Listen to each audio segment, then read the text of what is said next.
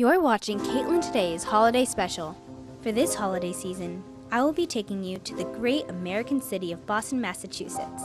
Because there is just so much to see in this beautiful historical city, today will be one of those let's cram everything into one-day visits.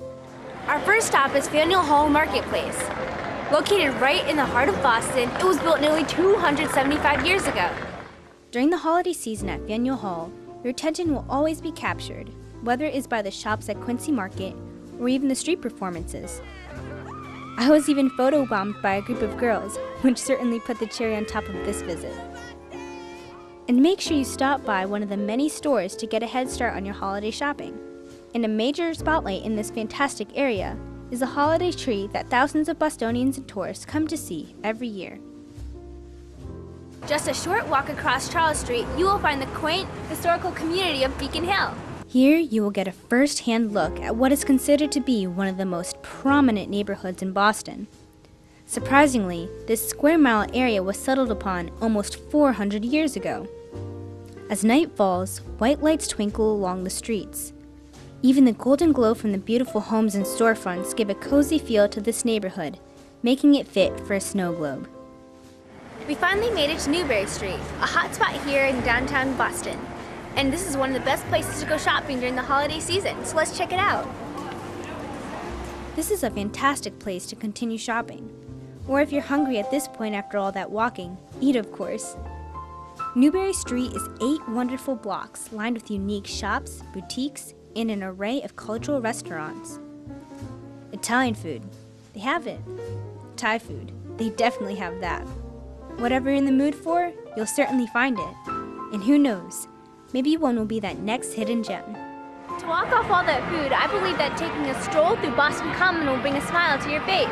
And if you're up to the challenge, I think you should rent a pair of skates here at Frog Pond. But just make sure you wait long enough so you won't cramp up. So twirl and fall the night away on the rink with your friends and loved ones. It's definitely an experience you won't forget. Our last stop is one of Boston's newer landmarks, Salem Bridge, also known as Bunker Hill Bridge. And just a mile over my shoulder is Bunker Hill Monument. Crossing the Charles River, it spans nearly 1,500 feet. This bridge adds a modern twist to a historical city, especially at nighttime. As the sky turns to dusk, colorful lights illuminate Salem Bridge. During the holidays, they are quite the spectacle as their reflection dances across the Charles River. It's definitely an exciting yet soothing way to end your day in the grand old American city of Boston during the holiday season. Stay tuned for an exciting interview with Keisha Grant. I'm here with co-anchor Keisha Grant from Connecticut NBC News. So, how are you doing today, Keisha? I'm great. How are you, Caitlin? Good, thank you. Good. So, I know there's been a lot of news going around, and it's all a buzz. I heard that you are mom-to-be. I am. I'm expecting my first child in May. Congratulations. Very excited. Thank you. So, Very excited. So have you been getting ready? You know, I've been working a lot. So I haven't started getting ready just yet. I figure, and I think this happens especially with first-time children, you wait to get your nesting in the last couple of months. So I'm 5 months as of tomorrow, so I've got a few months. I better get on it though. Yeah. Better get it together.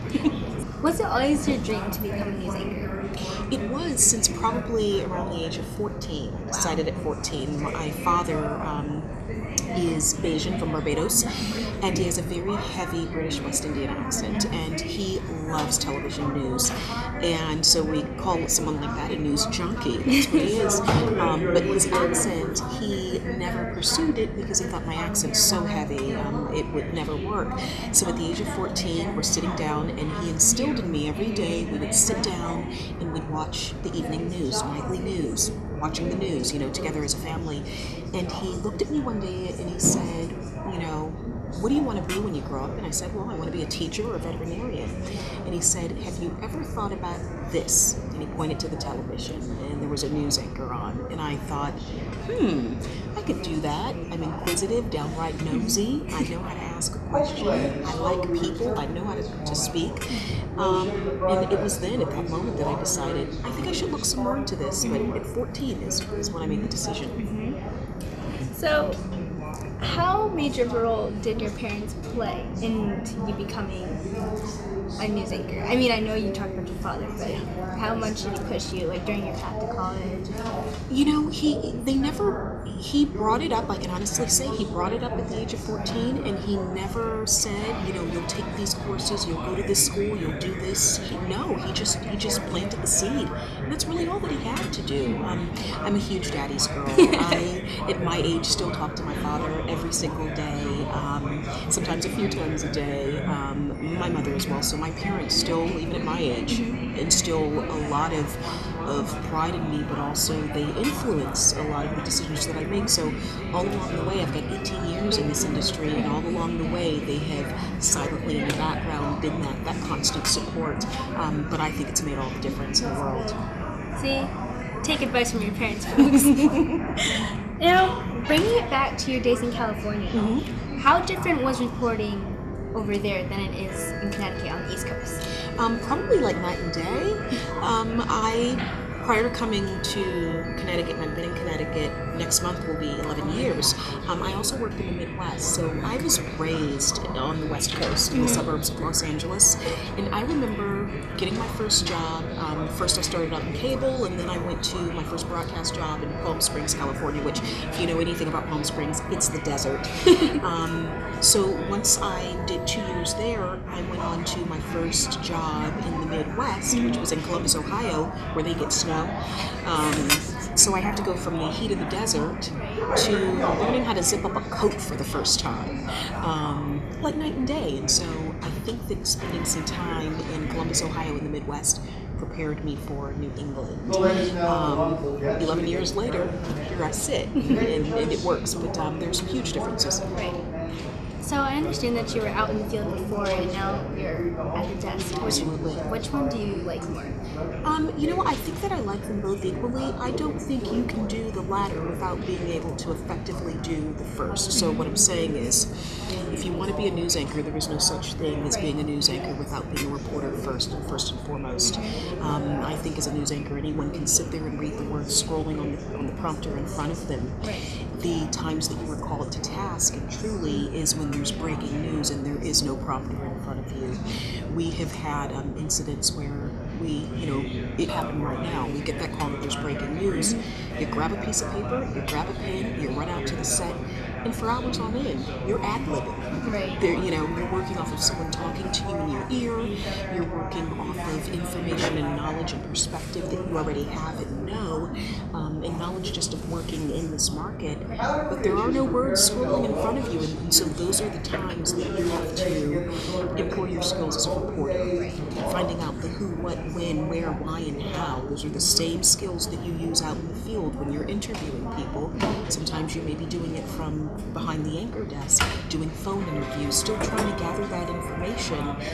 But that's why I always say you cannot be an anchor effectively without first mastering your job out in the field, because you use those same skills, you just have to refine them and put them in a tighter package when you're sitting behind the anchor desk. And they call it an anchor for a reason. You're supposed to be holding it down. You're tossing to those reporters out in the field. They're live for 2 minutes, but essentially it's coming back to you. So, can you share your experience over the past few years with your NBC 30 family? Oh, it's been amazing. It has been, honestly, probably the best stretch of my career thus far. Like I said, in order to spend 11 years somewhere, it's got to be pretty special, especially in television news where you see people bounce around from year to year. You may see a face on the news today and not see them again tomorrow. So to spend 11 years here has been amazing. I was hired to anchor weekend evenings, and to be a main anchor now, you figure, okay, there's been some progression, but it's actually been great. I anchored weekend evenings for a year. Ratings were great. They promoted me to the morning show. Ratings were great again, even better. They promoted me, several years later to anchor nights, which in television news, the creme de la creme is anchoring the evening shows. That's what most people aspire to do if they're on the anchor desk, if they're behind the desk. Now, you talked about and Face being on and off possibly the next day. So, you, a mother to be, Do you think you will continue your job as a news anchor after you have a year ago? Oh, without a doubt. People do this every single day. This is a part of life. But I think that having for so long television news has been and will continue to be my passion. We'll now have to find the mix of mixing in family and parenthood and being a mom. I'll have to find that delicate balance. But for so long, I've been so motivated, so focused, and so driven by this industry that I work in. I now need to find that delicate balance, which I'm not worried. I can definitely do it. But I think that's where the challenge will come in. You like challenges? I love challenges. I think that's what makes the world go round. If everything's easy and set before you, then you have no oomph and no reason to get up and strive to be better, to do better, to help someone else. So you need those challenges. So I know a lot of your fans know information about you from your Facebook page, but what can you tell us about yourself outside of the studio and outside of Facebook? What can they know about you? Probably one of the biggest things that I'm most proud of, because I just got it over the summer, I am a citizen of Barbados. I hold a dual citizenship. So I'm a U.S. citizen, but I'm also equally a Bayesian, a citizen of Barbados.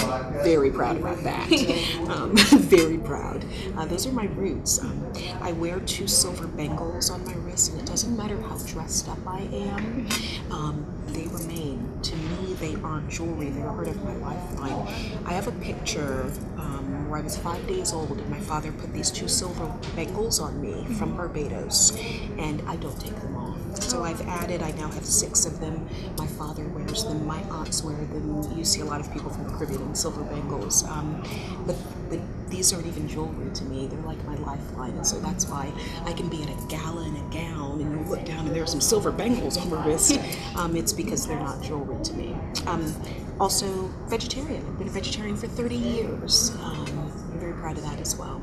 Those are the little things that you may not get to see and know about on the set, but when you're watching the news, if you see those silver bangles on my wrist, you'll know where that comes from. Oh my gosh, thank you so much, Keisha, for this interview. You're so welcome. Likewise, great questions. Thank you. For all of those fans of A Christmas Carol, or even the Hartford stage, you're sure to like this interview with Win TV's own Campfield Heinrich, coming up next. So I'm here with Win TV's own Campfield Heinrich. We're here at the Hartford stage, and Campfield, you have to tell us, how did you get the role of Peter Cratchit? I auditioned for another show at the Hartford stage, and after the audition, they called me back and said that they wanted me to audition for A Christmas Carol. So what was the show that you auditioned for the first Macbeth. time? Now, are you really excited that you chose A Christmas Carol over maybe going back for Macbeth, if they called you back? Yeah, I like A Christmas Carol. It's a lot of fun. So you've watched A Christmas Carol before, correct? So how's it different being on stage than watching it? It feels really real and like you're in it, and it's really interesting and a lot of fun. What's it like acting on stage with such talented crew and outstanding directors? It's a lot of fun because the actors and the crew and the directors and everybody, they've been doing this for a long time, so they're all professionals and they're really nice people. How intense are your rehearsals for the show?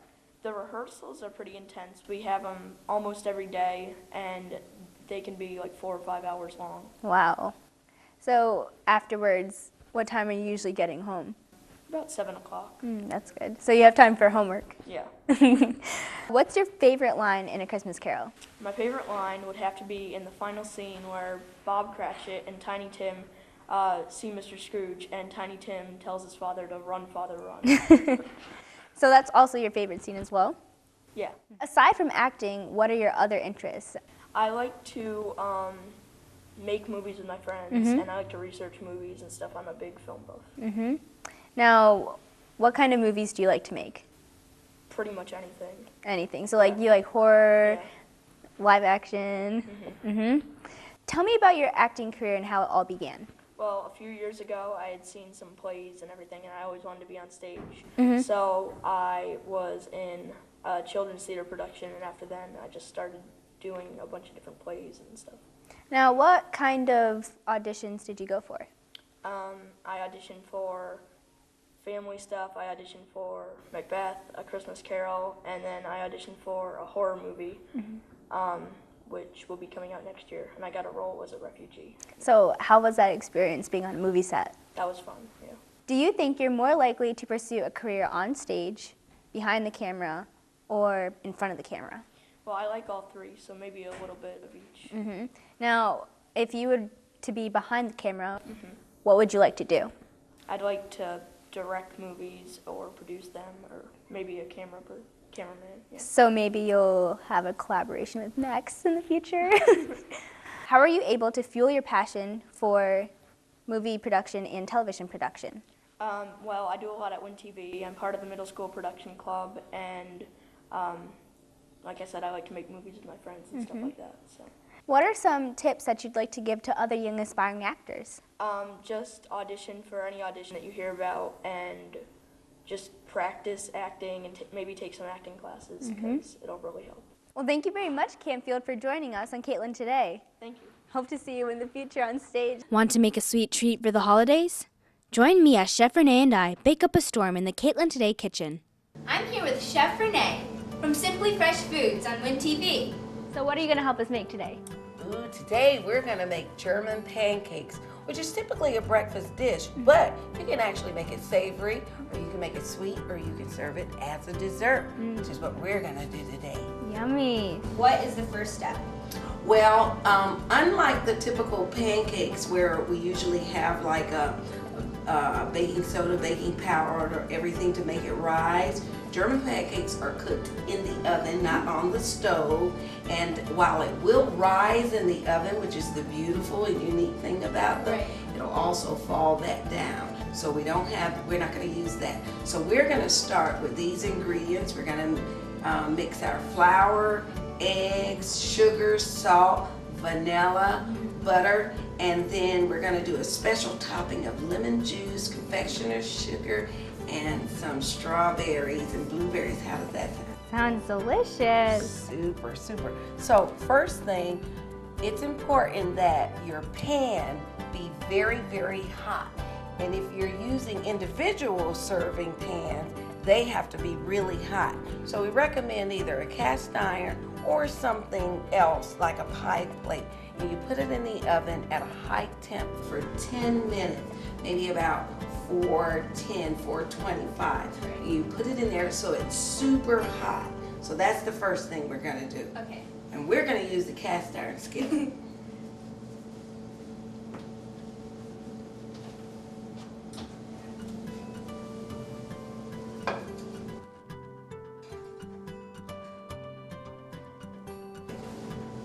All right, and the next thing we're gonna do is we are going to start mixing up the ingredients. So you wanna start with that? Okay. All right, we're gonna put some flour in our mixing bowl. Okay. Let's dump that right in there. Perfect. And just so we move out or take away any lumps, why don't you whisk that a little bit for us? Am I doing this right? That is perfect. That is perfect. All righty. Okay. Now, and just, there you go. Right, look at there. Now. All right, then we're gonna also add our eggs, but what we're gonna do first is we're gonna whisk the eggs together. Okay. And there are 3 eggs. And while you're whisking, I'm gonna add salt, sugar, vanilla, and then we'll do the butter last. So does the salt, sugar, and vanilla go into the flour or in with the eggs? We're gonna put them in with the eggs and then we'll put them in. Okay. We're also going to add our milk, and it's important that the milk be warm. Right. Because you don't wanna put cold milk in room temperature or warmer things. So we're gonna do that first. Okay. So you have it. Add the whisk. And you know, with a whisk, even though a lot of people get a whisk and they stir, you don't have to stir with a whisk. You can go back and forth, you can go up and down, because it's actually already mixing it up. That's beautiful. Now I'm gonna add, this is about a half a teaspoon of salt. I'm gonna add 3 tablespoons of sugar. Oh, this is getting heavy. Mm-hmm. And now, our aromatic, as well as taste, vanilla. All right. Looks like you're ready for a bigger bowl. Okay. So we can put it right in there. while you whisk, and I'll just pour it in. Okay. You ready? Yep. I like to pour right in the center, and that way you can add the flour in. You ready? Yep. There you go. And you can go around scraping the side. Did we say German pancake making was fun as well? And while you're doing that, I'm going to add in our butter. I have muscles for this. You want to take a little break while I whisk? Sure. Okay. Okay. Here you go. Look at you. Getting messy. When does the milk part come in? Oh, we are ready for the milk right now. And the milk is actually, it needs to be warm, so we can take it out of the microwave. Okay. This is beautiful batter. And then just pour it right in? That would be great. Now, that might seem like a lot of milk. It's a cup of milk. And what we're going to do is the batter actually should be a liquidy batter. Okay. Now, what I'm doing here is I'm making sure I'm getting all of the batter as well as the flour around the sides, on the bottom. We want to get that very well incorporated. Right. And look at that. You don't have the lumps because you whisk the flour first. And what do you think? Stir that. I bet it's not that hard anymore. No, a lot easier. What do you think? So you want to check your whisk and make sure all the batter's off of your whisk. Okay. Perfect. Awesome. And are we done with this? Yes, All we right. are. Now, the reason we have the pan in the oven, which needed to get really, really, really hot. And the reason we use like a cast iron or something similar is because of even heating. And with a German pancake, you actually want even heating. So I'm going to take our hot pan out, and then we're going to add, I'm using butter flavor shortening. So that way we get a little bit of flavor, and the shortening actually will start cooking the batter as soon as we pour it in. Okay.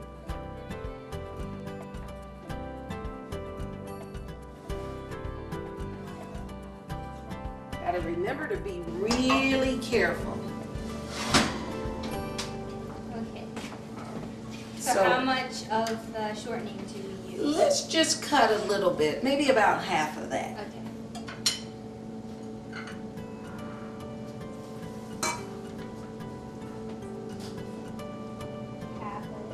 That is good. Awesome. We'll check it out. Go ahead and scrape that knife. Be careful, because remember it's really hot. And there we go. And then we're going to take a brush, and we're going to actually brush Got a brush. all around. And you want to make sure you're getting the sides and everything so that it doesn't stick. And you see how that melts so quickly? That's because the pan was really, really hot. And you do this step rather quickly as well.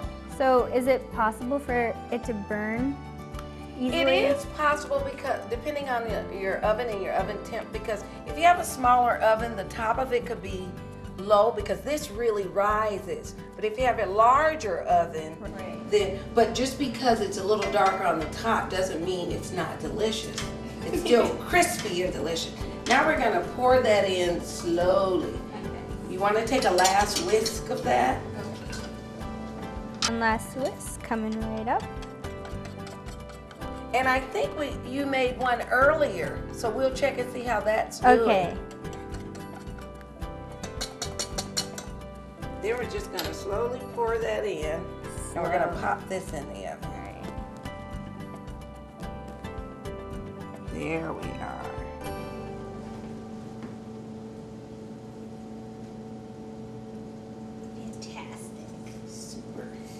All right, so I'm going to pop this in our 450 oven for 15 minutes, and then we'll actually, after 15 minutes, lower the temperature to 350, and that will then cause it to rise and finish cooking.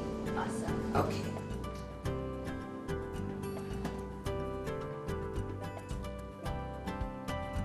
Oh my gosh.